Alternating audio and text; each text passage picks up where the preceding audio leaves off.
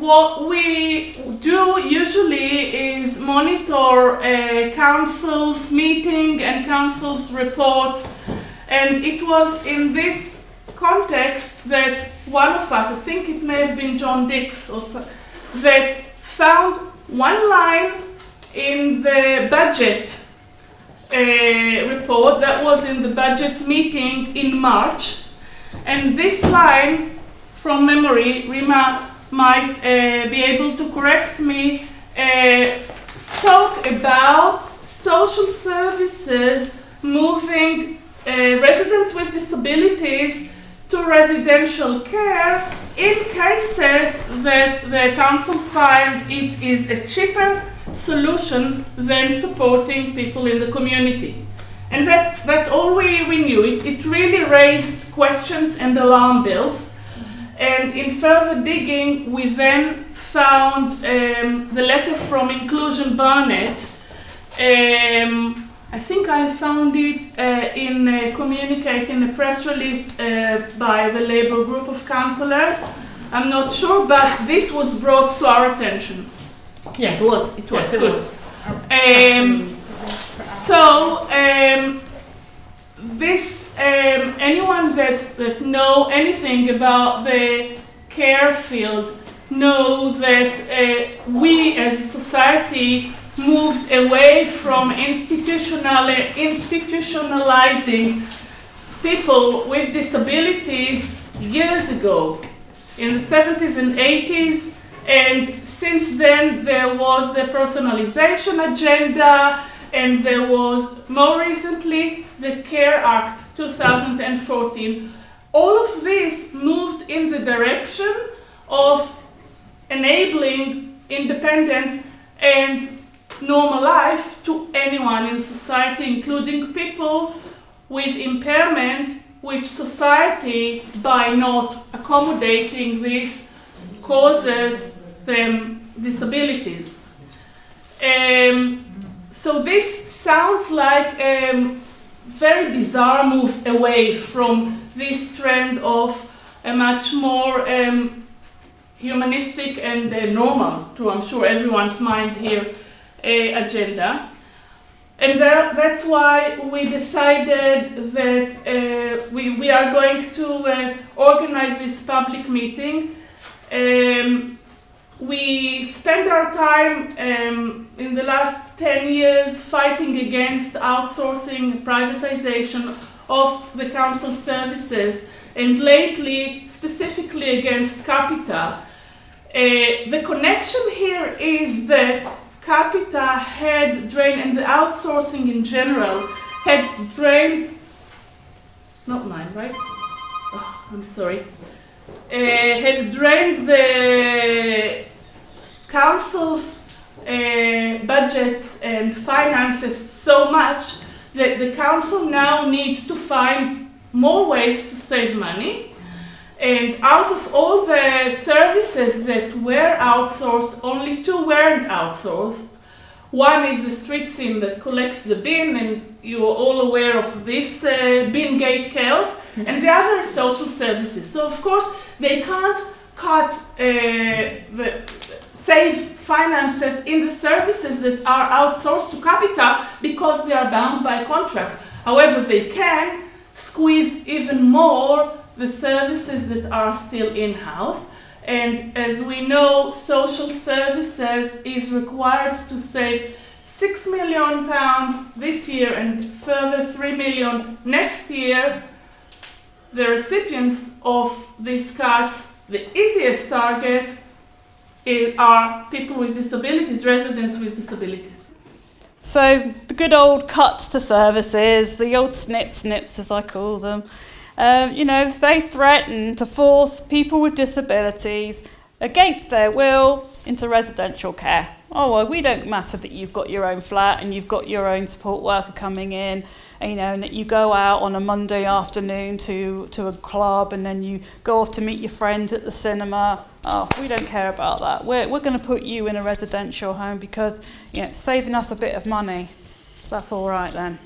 No, it's not. It's not all right. Wouldn't that cost them more money? It might do. So It shouldn't be a postcode lottery where we live as disabled people. And we want us to have the right support at the right time from the right people. That's really important. We are here tonight to talk about future residential care provided by Barnet Council. So, what does residential care actually mean?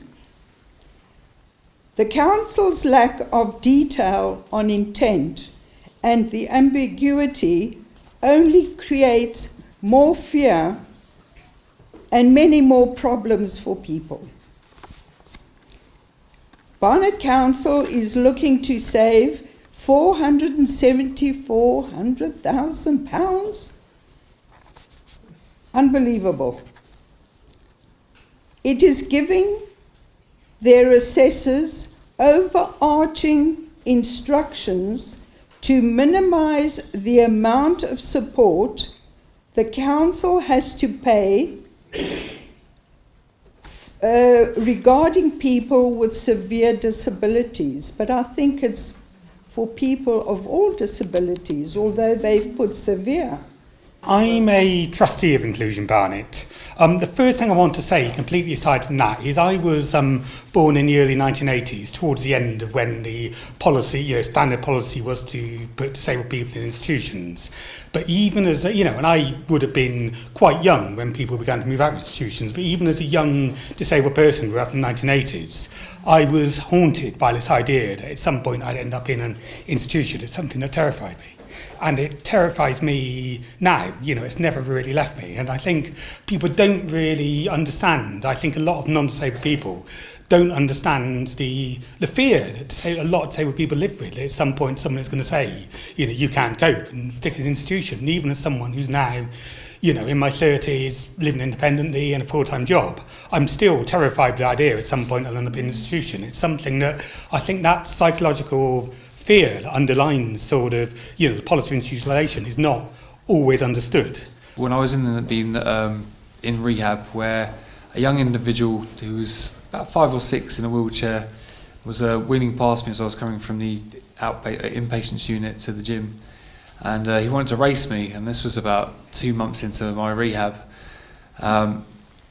And I was like, yeah, I'll race you, like, no problem. It's a little 6-year-old in a wheelchair. So 1, 2, 3, go. He zoomed off, killed me. Had no chance of catching him. And I had a tap on my shoulder from his dad. And he was like, he does that to everyone. And I was like, how long has he been in the wheelchair? He said he was born like that. And that really opened my eyes. I didn't have a lot of, prior to me breaking my neck, I didn't really have a lot of insight into individuals with disabilities in a variety of impairments I now know of, but that was one of the things that really turned my viewpoint as to internalising anger and trying to assist others to benefit myself and kind of feel better about myself. So it was kind of psychologically it helped me to assist other people. Will the proposed residential care facilities be care homes, nursing homes, or mental health wards where you get interned like a jail, one person for 21 years? Will these residential care be in Barnet, or will the disabled person be forced to move to cheaper accommodation outside of the borough up to the north? And then the big question is, will people be given a choice? Disabled people, we're being marginalised financially, and our rights and our freedoms are being eroded. So one of these freedoms, and it's really important, this freedom, is the right to live independently. I choose to live in Burnt Oak. I choose to live in a 3-bedroom house that's falling down around my ears, but it's mine, it's mine and my family's. I know people who have been moved out of the borough and then shifted back in when money has run out. Is that right? No, it's not. It's disheartening. It's for that person, it's very, you know, disorientating for them. You know, it's just downright immoral. The argument that the council couldn't have spent the money because they didn't have any money doesn't actually stand up. It was an active political choice not to ensure that money was not spent. That's the first argument. The second argument, which is really problematic, is this kind of projected saving of £424,000 apparently will be delivered by putting people into residential care. Makes no sense. I mean, you know, that is, I have no idea where that figure came from, or the idea that residential care would somehow be cheaper than supporting people to live independently in the community. And that is irrespective of, you know, I am anti-austerity and really oppose the measures that have been made. But the point is the council could have made that political choice to ensure that people were supported to live independently, and they chose not to. So that's really, really problematic. We believe that no policy or service should be delivered by any representative without the direct participation of those affected by that policy. Nothing about us without us. So that's really important.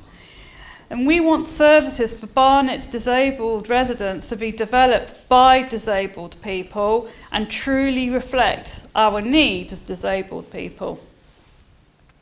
We want to make sure that disabled people have equal rights to live in the community with choices equal to others and to be fully able to participate in society. And that's enshrined in the Disabled People's Rights in the UN Convention on the Rights of Disabled People. I do not believe that people make decisions to incarcerate, I'm going to use the word incarcerate, people in residential homes who they think matter, who they value. And I think this is a huge thing that hasn't really been touched on. It's that the bottom line is why people feel they can do this for disabled people, to elderly people, is because the people value disabled people less than other people. People value elderly people less than other people. And we need to make very, very clear that we matter. And we need to make very, very clear that we are going to make our voices heard, because people, you know, people assume we won't. People assume they can do what they want to us, and we will not stand up. And we need to make clear that is what we are going to do. Basically, undervaluing people, it was a white paper that the Labour Party brought in when they came into government, and then they refreshed it 10 years later. Great. It was never put into law though, and this is why we have a lot of our problems today for the learning disability community. I've always felt quite strongly that valuing people now was a good piece of work, but it should have been made law. And undervaluing people now and valuing people, we had partnership boards established. So who remembers the Barnet Partnership Board? Yeah? Yes. We still have them. We They have. are under another name because I'm part of it. So that, but The Involvement Board. the Involvement Board, you're right there, Maria, but the Learning Disability Partnership Board, which was really important for people with learning disabilities, was dismantled. And what people have as a result are people banks where they can go along if they've got any queries or whatever.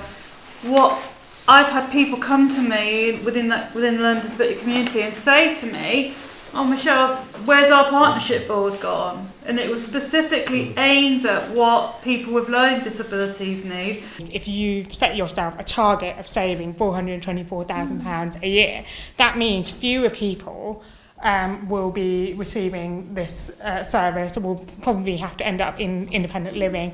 That means that implicitly, whether they liked it or not, there was a target, because they had to meet that target. So, of course, that's problematic.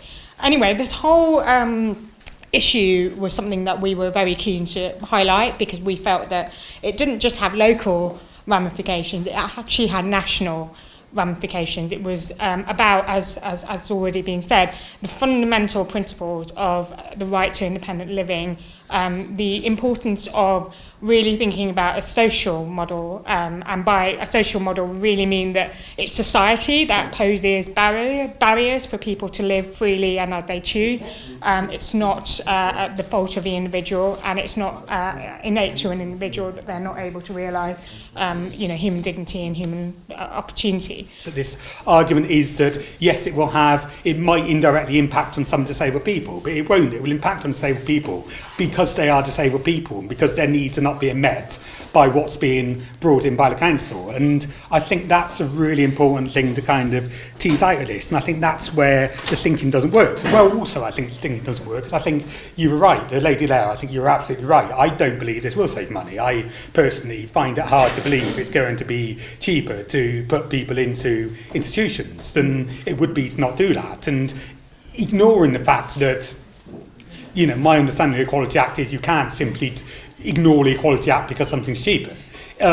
On top of that, I think ultimately, I do not believe the achieved saving will be achieved in the same way that I do not believe a lot of the achieved savings through capita have been achieved. And I think this is another misguided, misconceived policy, which is ultimately going to impact on disabled people's lives without actually having the net benefits it's even supposed to have. And I think that's my other major concern with that. 18 years I've been there now in my flat in Whetstone, and I feel central there, And I know how I feel more complete, I feel loved by people, and I'm happy.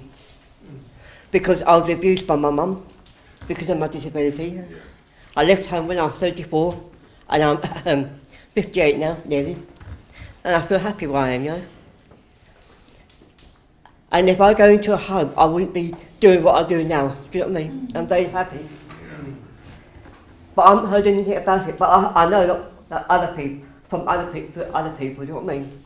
But where I live, I feel central where I am, That's important for you, Phillip. Helen? It's important. Yeah, of course it is, yeah. And it reminds me of my late wife. My Susie died 11 years ago this year. We were together about 8 years, married for 5 years. And she was worse than myself. I looked after her with my carer, Becky, and I proved her mum wrong that I could look after her. When I was at home, I never knew what life was until I left home. I left home when I was 34, and look at me now. I'm very happy where I am, That's good. Yeah. Thank you very much, Phillip. Thank you.